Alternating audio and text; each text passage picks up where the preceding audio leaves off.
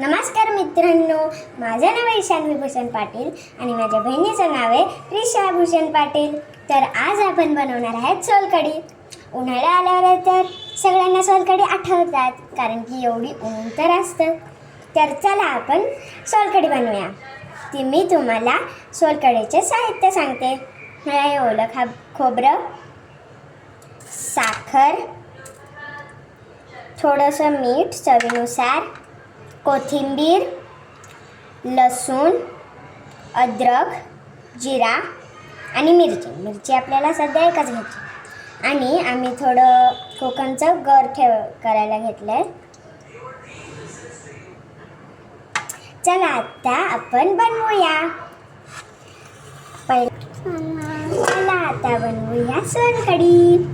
आपण पहिले टाकणार आहोत खोबरा. पण टाकायचं.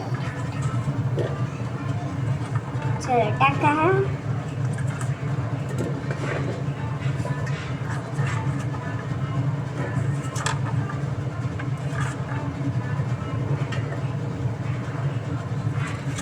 सगळ्या खोबऱ्या टाकून घ्यायचं.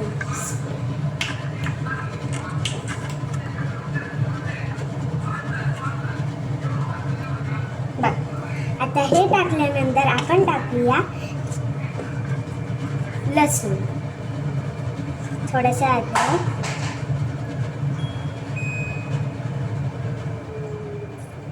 आणि मिरचीला पहिले आपण तुकडे तुकडे करून घेऊया.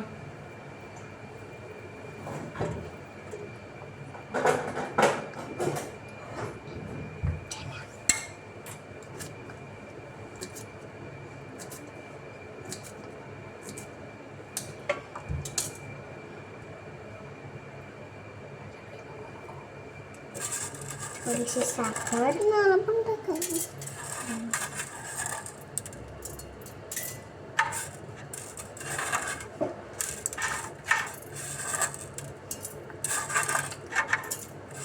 आणि चवीनुसार मीठ. मला पण टाकू दे. झालं बघ.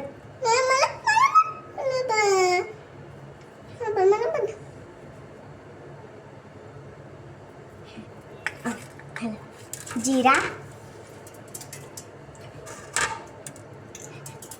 माझी बहीण खूप भुक्कडी.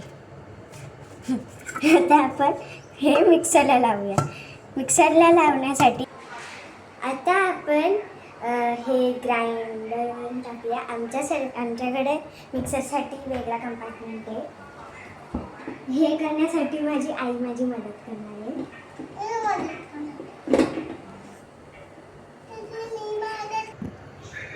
आता या रीतीने मी माझ्या आईच्या मदतीने माझं खोबऱ्याचं हे ग्राइंड केलेलं आहे. तर चला आपण हे काढूया.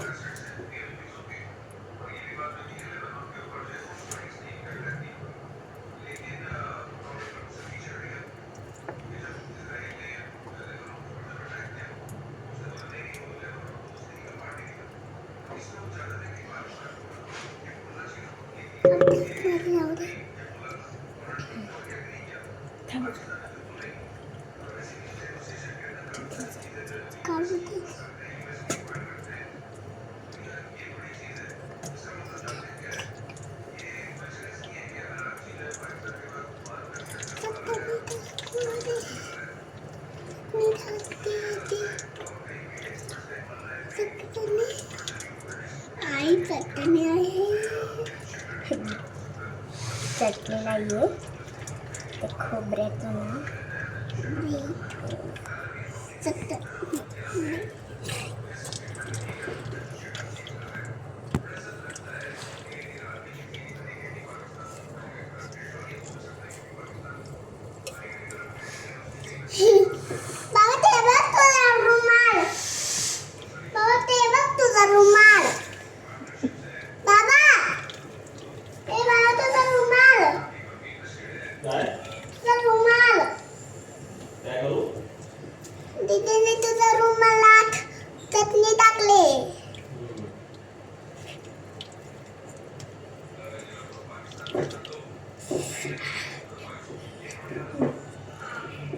तर या रीतीने आपलं हे करून झालंय पिळून.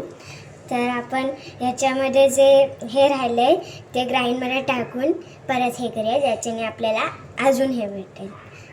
तर चला,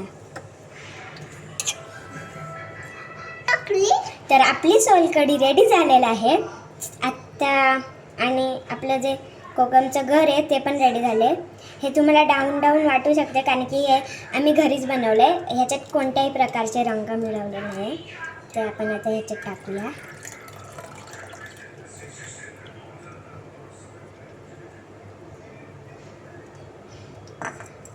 चमच्याने घोळूया थोडं.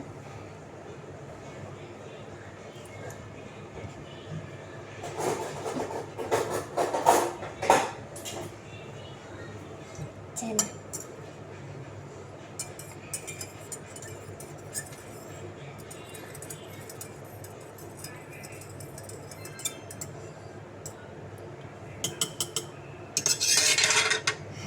आणि थोडं कोथिंबीर टाकूया.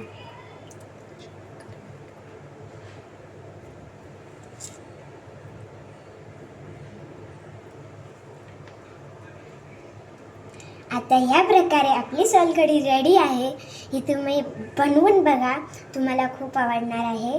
आणि ह्याची आठवण तुम्हाला परत येणारच आहे, कारण की उन्हाळा तर चालू होणारच आहे. थँक्यू.